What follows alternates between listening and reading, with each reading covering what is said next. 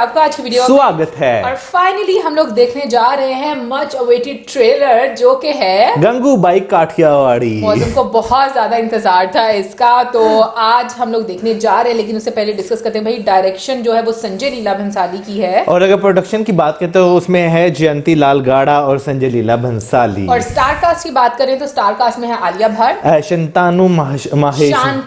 शांतनु माहेश्वरी और विजय राज हैं, इंदिरा तिवारी, सीमा है, वरुण कपूर और जिन सौरभ हाँ, और पता नहीं हाँ, और स्पेशल पेरेंट्स में अजय देवगन।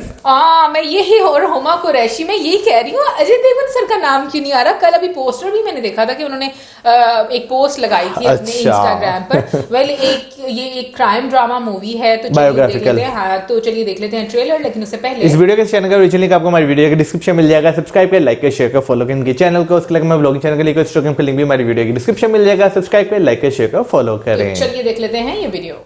कहते हैं कामाटीपुरा में कभी अमावस की रात नहीं होती, क्योंकि वहां गंगूबाई रहती है।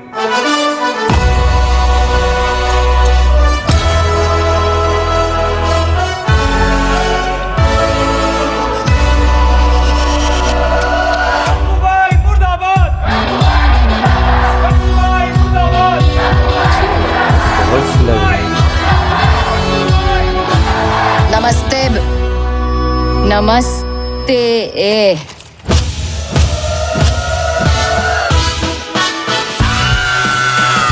शायद आप लोगों को मेरी बात थोड़ी सी कड़वी लगे, लेकिन ध्यान से सुनना। आपसे ज्यादा इज्जत है हमारे पास। पूछो कैसे? आपकी इज्जत एक बार गई तो गई। हम तो रोज रात को इज्जत बेचती है, साली खत्म हीच नहीं होती।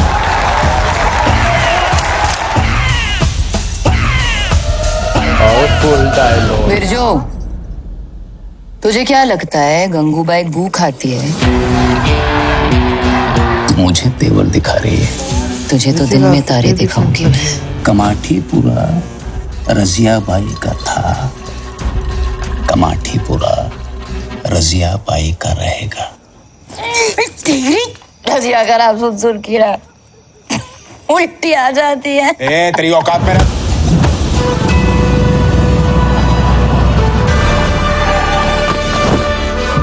लाला को घर बसते हुए देखना पसंद है, उजड़ते हुए नहीं।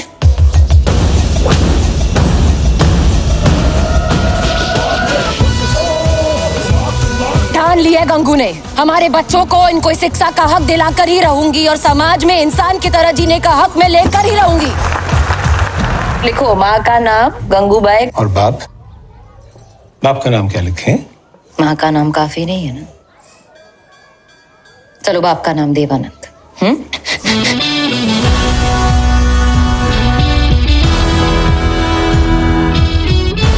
खोलो। हाँ।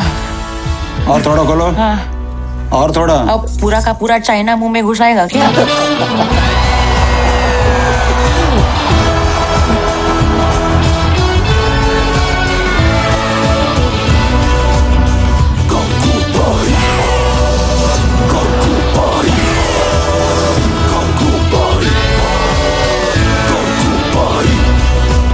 अरे जब शक्ति, संपत्ति, सद्बुद्धि ये तीनों ही औरतें हैं, तो इन मर्दों को किस बात का गुरूर? तेजी भाई लिख देना कल के अखबार में कि आजाद मैदान में भाषण देते वक्त गंगूबाई ने आंखें झुकाकर नहीं, आंखें मिलाकर अपने हक की बात की है भाई।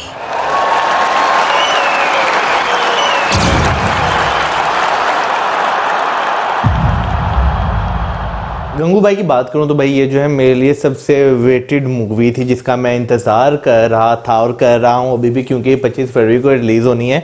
उसकी रीजन है आलिया भट्ट की एक्टिंग और जिस तरह का उन्होंने इसमें करैक्टर प्ले किया है। अच्छा, जब हम लोगों ने पहले गंगूबाई के बारे में देखा था तो मतलब ये एक बहुत ही पावरफुल कैरेक्टर है, और मैं कहूंगी कि आलिया भट्ट ने, मैं कहूंगी कि मतलब ये जो ट्रेलर हम लोगों ने देखा उसको जस्टिफाई किया है। जो डायलॉग्स है वो इतने पावरफुल थे, और जो उनकी body language expressions Alia Bhatt ने दिए हैं, आई मीन बहुत कमाल के, बहुत ही मैच्योर मैं कहूंगी कि एक्टिंग उनकी हम लोगों को देखने को मिली है। मैं आलिया भट्ट की ये बात ही जरूर करना चाहूंगा कि जब हमने उन्हें देखा ना एक यंग एज में, जब वो इस प्रोफेशन में नई नई दिखाई हुई है, तो वो जो है एक वाकई एक यंग लड़की लग रही है, लेकिन जब वो गंगूबाई के लिए जाती हैं भाषण देने, हाँ एक वाकई मैच्योर, यानी कि यहाँ से आप उन्हें देखते हैं ना तो आपको लगता है कि भाई ये एक एजिड लेडी है। मेकअप बहुत अच्छा हुआ है, जिस तरीके से उनका गेटअप किया गया है।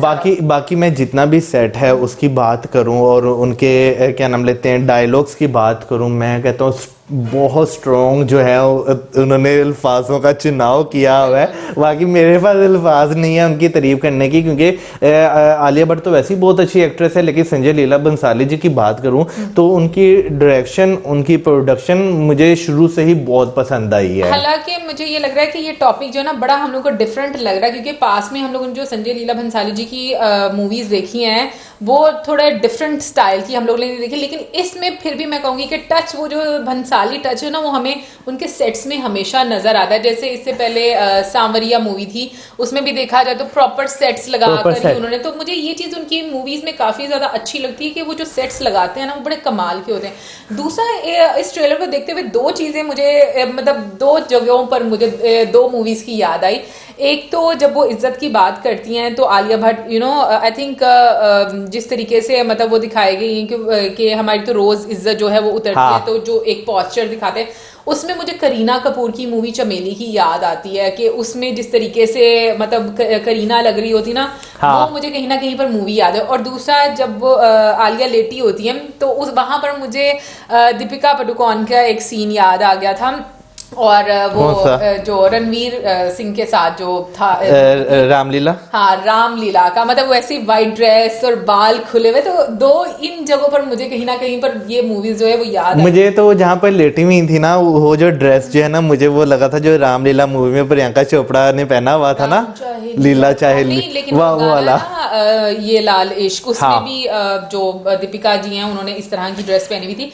बट यहाँ पर हम लोग विजय राज जी को बिल्कुल भी नहीं भूल सकते। जिस तरीके से उनकी एंट्री हुई है और जो उनका गेटअप और जिस तरीके से उनके फेस के एक्सप्रेशंस हैं, जो उनकी बॉडी लैंग्वेज है, और कमाल के मुझे लगता है कि मतलब उन्होंने परफॉर्म किया है। मैं कहता हूँ कि भाई विजय राज जी जो है उनकी एक्टिंग कमाल की, वाकई बहुत अच्छी एक्टिंग है। हम लोग इमेजिन नहीं कर सकते थे। अच्छा, जब उनकी फर्स्ट लुक आई ना, मैं नहीं पहचान सका वो एकदम, जब सेकंड लुक देखा ना मैंने उन्हें, फिर मुझे पता चला कि तो वो है। लेकिन नो डाउट उन्होंने बहुत अच्छे तरीके से जो है अपने आप को यहाँ पर वो दर्शाया है। मैं संजय लीला बंसाली जी की दो मूवीज जो इससे पहले मैंने देखी हैं, एक जो है यानी कि आप जब उनके सेट देखते हैं ना संजय लीला बंसाली की मूवीज के, तो आप वाकई कहीं उस टाइम में चले जाते हैं, उस जगह पे आप कह ले एक टाइम के लिहाज से पहुंच जाते हैं। सबसे पहले तो मैं बात करना चाहूंगा रामलीला की। उस मूवी को अगर आप देखें तो उसमें जिस तरह के सेट्स इस्तेमाल किए गए हैं,